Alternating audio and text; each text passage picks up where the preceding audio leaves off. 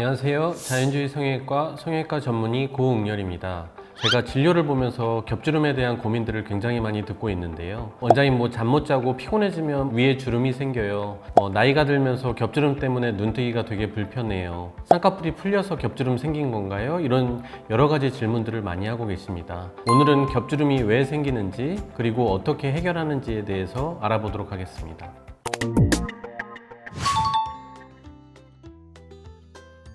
겹주름이 생기는 원인은 정말로 다양하다고 할 수 있습니다. 그래도 그 중에서 가장 겹주름이 많이 생기는 가장 큰 원인은 눈을 뜨는 근육이라는 그 평면하고 눈꺼풀, 피부 진피 사이에 그 유착이 일어나 있는 지점이 쌍꺼풀이라는 하나의 강한 점이 있어야 되는데 그 하나의 지점에 강하게 잡히지 않고 약하게 잡히면서 다른 부분으로 힘이 분산되면서 발생을 하는 현상이 겹주름이라고 할 수 있겠습니다. 그리고 일반적으로 겹주름 쌍꺼풀이 잘 생기시는 분들의 특징들이 있습니다. 첫 번째는 쌍꺼풀 수술을 하셨는데 그 쌍꺼풀의 고정력이 약해지거나 또는 완전히 풀리게 되면은 그 접히려고 하는 부분이 접혀지지가 않기 때문에 상대적으로 위쪽에 주름이 생기는 경우들이 생길 수가 있고요.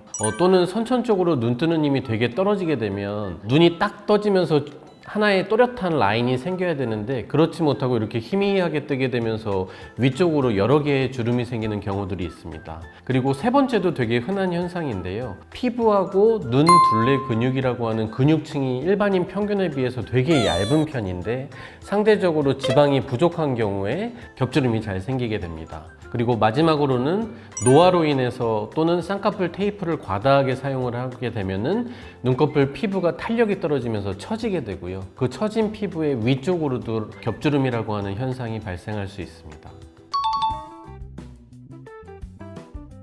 당연히 수술적으로 해결이 가능한 부분입니다. 겹주름이 생기는 원인하고 환자분의 상태에 따라서 이제 해결해야 될 해결 포인트가 다를 수 있겠는데요. 가장 근본적으로 그래도 겹주름을 해결하려고 하는 거는 절개 쌍꺼풀 수술이 오히려 더 겹주름을 해결할 수 있는 좋은 방법이라고 할 수 있겠습니다. 절개 쌍꺼풀 통해서 아까 말씀드린 눈 뜨는 근육에 있는 평면으로 타고 들어가서 생기지 말아야 될 유착이 있는 부분에 유착을 풀어주고 일반적으로 원하는 높이에 쌍꺼풀을 또렷하게 잡는 것으로 이제 해결을 해줄 수가 있습니다. 노화 또는 다른 이유로 눈꺼풀이 지나치게 꺼져서 라인이 안 잡히게 되는 경우 눈꺼풀 지방 재배치를 함께 시행해주면 풀어준 유착이 다시 재발되지 않게 예방해주면서 눈꺼풀 꺼짐을 어느 정도 예방할 수 있습니다. 그리고 겹주름이 심하지 않거나 유착이 너무 지나치게 높게 잡혀있지 않은 경우에는 꼭 절개 쌍꺼풀 수술이 아니라고 할지라도 비절개 쌍꺼풀 수술로 라인을 강하게 잡아주는 것만으로도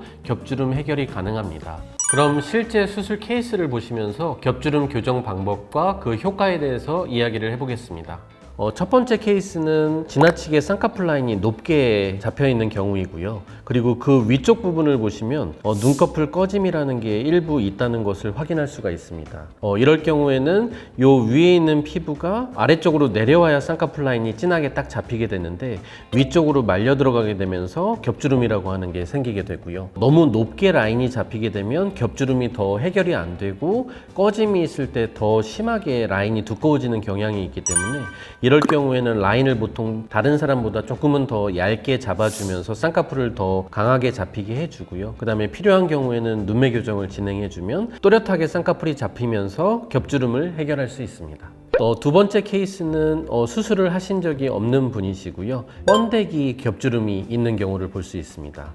이런 분들은 대부분 안구가 돌출이 되어 있는 경우가 많이 있고요. 그 안구 돌출로 인해서 눈꺼풀, 눈썹 바로 아랫부분이 이제 꺼지게 되면서 이런 번데기 주름을 형성하게 됩니다. 이럴 경우에는 그냥 쌍꺼풀만 잡는다거나 눈매 교정만을 해결해줘도 해결이 되는 분들도 있지만 그 위쪽에 꺼짐이 지나치게 심한 경우에는 눈꺼풀 지방 이식을 통해서 겹주름을 완전히 해결할 수 있습니다.